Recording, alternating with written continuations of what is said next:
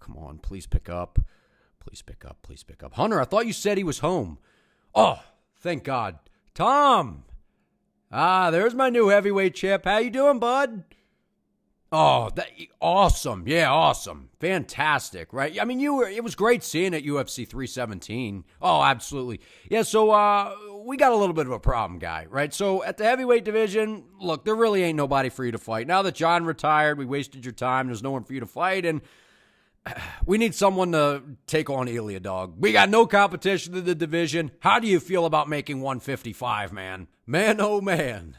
Ilia Topuria just flatlined Charles Oliveira at UFC 317, and I took a look at the lightweight rankings, and there is nobody that can beat this guy. There's nobody that can beat this dude, right? Whatsoever. This man, if Ilia Topuria sticks around, he is going to become the greatest fighter of all time. He is. His resume will be unbelievable.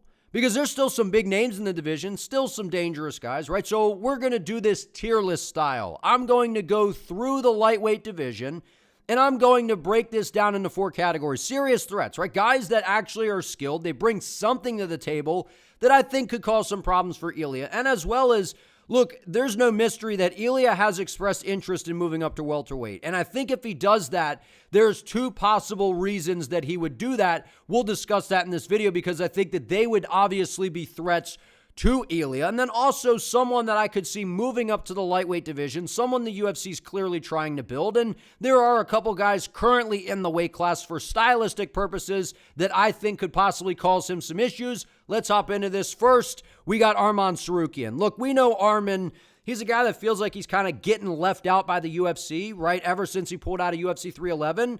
But skill-wise, we know that this guy's a powerhouse, dude. He is a strong guy. He's got good cardio, excellent wrestling skills, and he has some of the best ground and pound in the UFC period, and his striking's improved, right? It's not particularly good, right? I think that he would probably get knocked out on the feet by Ilia, but I do believe that if he could go in there, impose his size on Ilia, take him down and get to the ground and pound, anything can happen. So I still consider Arman a stylistic threat to Ilia Topuria, but in reality, I think that Ilia would probably just knock his ass out. But I still think he has the skills to go in there and cause him some issues. We got Michael Chandler. Chandler doesn't have a chance, man. Michael Chandler swinging those big old ooga booga shots. He's washed. He doesn't have a chance. Mateusz Gamrot, look, long shot. I know Gamrot has really, really good pressure, good pace, cardio for days, good wrestling, and sure, there's the shot he could go in there, get to the takedowns, not get hit by a Topuria missile, and he could drown him with pressure and pace. I don't see that happening. We clearly saw that Ilia Topuria has a very high-level ground game, going out there and, dominating Charles with the grappling, which I think a lot of people were surprised by that. You're not beating Ilia Topuria by decision, dog. You're not doing it. Gamrot, he would get knocked the hell out by Ilia. Grant Dawson, not a chance. Beneil, not a chance. Dustin Poirier, I'll say strong contender. Listen, I know that Poirier's fighting Max Holloway coming up. It's the last dance, right? It's probably the last time we're going to see Dustin. But if he goes out there and beats Max in impressive fashion and, decides to stick around and, that would be an unbelievable matchup, right? The boxing exchanges between those two, it would feed generations, man. But realistically, I think Poirier retires. But given that he is such a very good boxer, you can never rule DP out, man. You can never rule him out. But given that he's older, even in his prime, I think that he would get knocked out by Ilia Topuria because as good of a boxer as Poirier is, he is not better than Ilia, and he sure as hell doesn't have the one-hitter-quitter power that Ilia brings to the table, and that can be the difference when it comes to the boxing. Max Holloway, I think a rematch at 55, Max could actually be a strong contender here, right? He's been in there with Ilia already. He's got the length. I think that he will be speedy still. At the lightweight division, still a little bit faster than Ilia, and he's been in there, right? So he knows what it's like to get hit by Ilia, and I think, maybe with a little bit of a different game plan, which I'm not quite sure what it would be because he fought a great fight against Ilia at 45. So I think that he would probably, unfortunately, get knocked out again, but I think out of looking around the weight class, Max is still a very, very good striker. You can never count him out, but I think he would get knocked out again by Ilia, though, unfortunately. Rafael Fiziev. I'm going to say long shot. Look, we know Fiziev has excellent Muay Thai, right? And we saw Charles get knocked out by him, right? And Charles is a guy that we're learning, not a chance, marches into range and, just kind of walked right into a right hand of Ilia. Charles can't move backwards. He doesn't have good footwork. His footwork is shit, to be honest, right? But he's got elite submission skills, so at least he brought that to the table. But Fiziev actually utilizes good movement. He's got decent power in his hands, excellent kicks. But I think he just gets knocked the hell out. We saw him getting tagged by Gaethje. We saw Bahamundez landing some good shots. And I think Fiziev's a very, very good striker. But it would take like a Hail Mary type of kick, perfectly timed knee, something like that for him to pull it off. Because outside of that, I think he would get knocked the hell out by Ilia. Islam Makhachev. Look, I think if he comes back to 55, I don't think it happens, right? Because I think if he goes up there and beats JDM, I think he obviously stays in that weight class. I just don't see him bulking up. I know he's, saying that he's having some issues putting on size, but I don't see him bulking up and then coming back to 55. I just don't see it happening. So I think it would be Ilia moving up to make the super fight happen. Islam absolutely has the intangibles and the skills to be able to pull it off against Ilia. Now, I think it's a 50-50 fight because in the pocket with the boxing, Ilia could shut Islam's lights out. But when it comes to the high kick, the grappling, the knees, and the submission threat, I think if Islam can get him down, he could actually put Ilia in some trouble. But we're clearly seeing Ilia has a very, very good ground game. I think someone would get finished within a couple rounds. Just the way Ilia fights, the way Islam fights. I think that Islam is probably the most serious challenge for Ilia that's realistic in the UFC right now. We got Paddy Pimblett. I'm going to say strong contender here for Paddy. Listen, I know that Paddy's chin's up in the air. His striking is just kind of muscled, What the fuck you talking about, lad, right? Like, I think Ilia, I think he'd probably knock him out, but Paddy has good submissions, right? And he doesn't wander forward and walk into range like Charles, right? He kind of likes to sit on the back foot, spam leg kicks at range, bang you up with teeps from the outside. And if he can play the range game, get to his takedowns, we saw he has excellent ground and pound. He displayed that against Michael Chandler. We know his jiu-jitsu is very high level. He's a guy that's a lot younger than someone like Charles. So I'm not going to rule it out, but I still think with that chin up in the air, I think Ilia would send it into the damn rafters. Mauricio Rufy.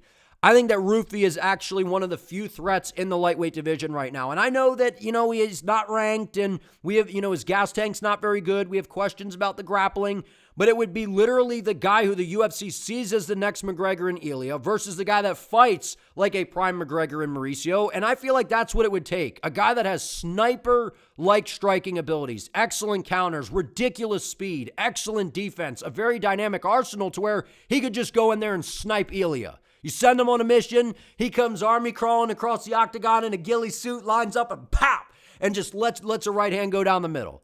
Or lands a spinning wheel kick or something. But again, at the end of the day, his gas tank isn't very good. I think Ilia would just grapple, tire him out, knock him out on the feet. But at the end of the day, like when you bring in some intangibles like a Mauricio Rufy, he's fast, he's dangerous.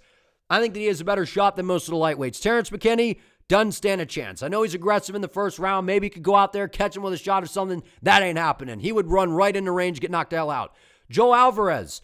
I know that he's moving up probably to the welterweight division, but he doesn't have good defense. I think Ilia would light his ass up on the feet and knock him out. He doesn't move his head at all, but this guy's big, man. He is big for the weight class, powerful kicks, excellent in the clinch, very, very dangerous ground game.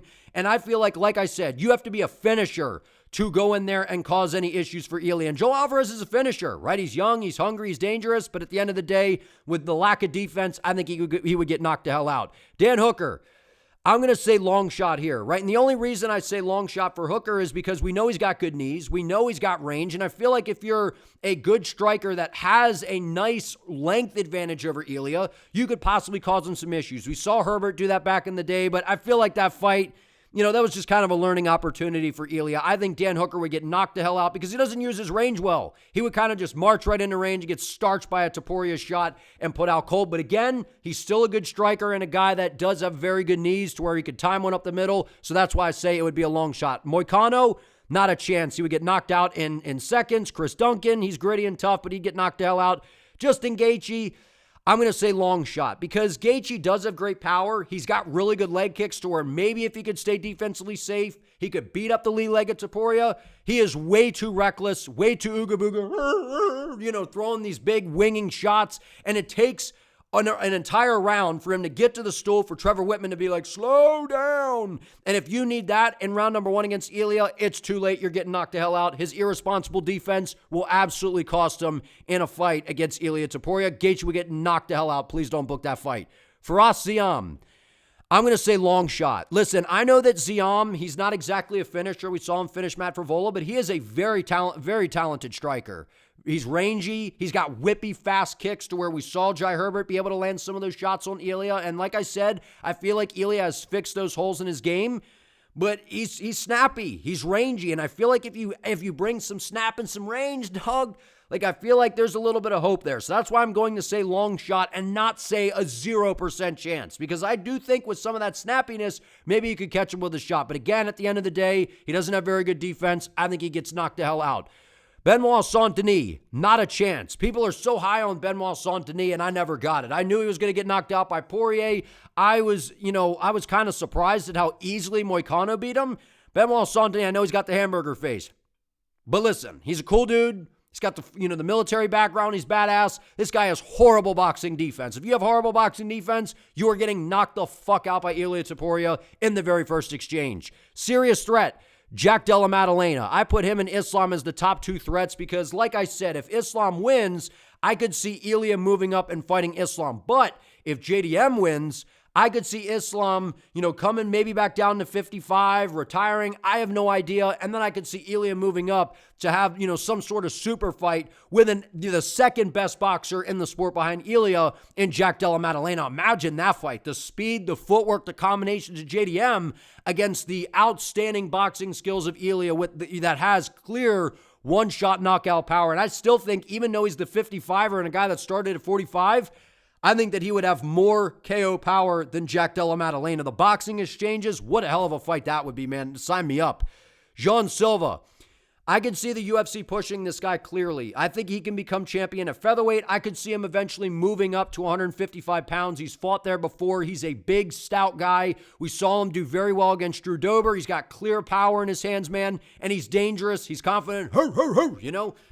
He's not afraid of anybody. I could see him going out there, getting in the pocket, trying to exchange with Ilia. I think he would get caught because I don't think his defense is that good. But at the end of the day, you never know. When you got speed and power like Silva, anything can happen. So I actually think that he would be a threat to Ilia Topuria. At the end of the day, I don't know who beats this guy. I think Islam and JDM, if anyone were to beat him, it would probably be one of those 2 guys, given that I don't know that Ilia would just move up for any type of matchup.